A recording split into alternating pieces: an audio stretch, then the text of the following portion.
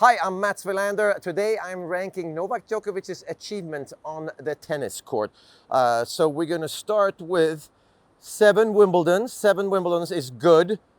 It's amazing.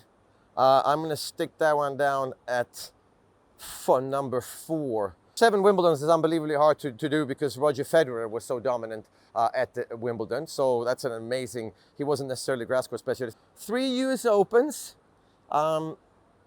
3 US Opens is going to go to number 6. 3 US Open is surprising, but it's at the end of the season, so it's tough for Europeans to play well at the US Open for some reason, except, of course, Roger Federer, but it's there. Most wins versus top 10.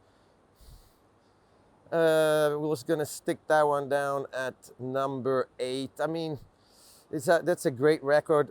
The best record against Federer and Nadal, that speaks for itself. I mean, he has a plus stat head-to-head against every player that played sort of at his level in his generation. So that's unbelievable. Most year-end number 1. Well, that one comes at number 3. Pretty good achievement. Not that he's ever aiming for it to be number 1 at the end of the year. I don't think it just happens. 3, Roland-Garros is definitely go in as number 5 because it's a better achievement for him to win 3 there than the 3 US Opens for sure, especially since Rafa Nadal was so dominant here and he really didn't have a chance for most of the times. We'll leave that one in there. We're gonna go most weeks at number 1. Well, it's gonna have to be in the 2nd spot. I'm gonna have to move one of these guys here. I'm not sure which one. 23 Grand Slams for obvious reasons, number 1. And then there really is no number 2 after that one. That's the most ATP 1000 titles. Yeah, we'll put that at 10 because not every generation had a chance to play ATP 1000 titles, but I think he's won all of them, all surfaces, beaten everybody. Most slam finals reached. It's gonna go, you know what? I'm gonna do that. I'm gonna take this. US Open falls down a spot, unfortunately, Novak. Roland-Garros is number 6.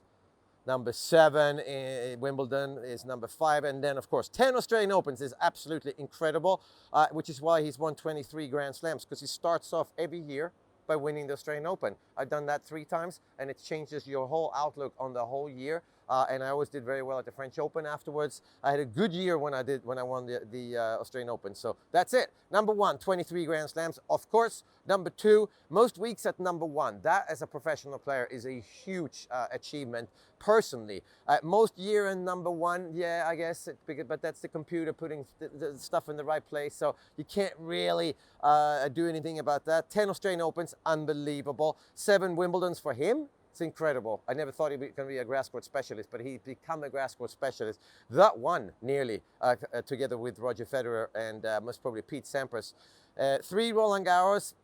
I thought he might get that at some point, but Rafa's 14 just is incredibly good. So if Rafa was somewhat normal, Novak would have most probably had another 3 or 4 Roland-Garros. So it can be up at 26, 27 Grand Slams already.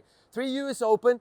I think it's the biggest disappointment if he ever has a disappointment. I think that for Novak would be like, why on earth can I not win the US Open? Favorite surface, but it's at the end of the year. It's tiring, and it's the last slam, and it's a tough tournament for Europeans for sure. Most slam finals reached, again, a personal achievement where I don't know if anyone else sort of really cares. I managed to win majors on all the 3 different surfaces. Doesn't matter if it's 1, 2, 3. However, that as a player is huge. And so I think for him to have the most Grand Slam finals of any player is an absolutely amazing achievement personally for him. Most wins versus top 10.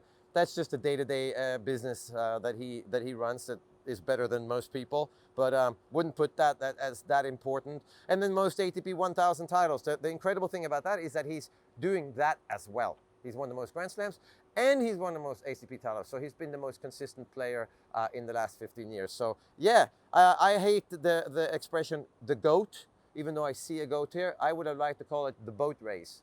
The best of all time is Novak Djokovic. And when you start saying great, I think more things come into it than just the sport itself. It's what you bring to the sport and so on. And I don't think we need to separate the big three when it comes to the greatest of all time. But the best of all time, we have in front of us Novak Djokovic. Hi, I'm John McEnroe, and welcome to Eurosport Tennis on YouTube. Click here to subscribe to Eurosport Tennis.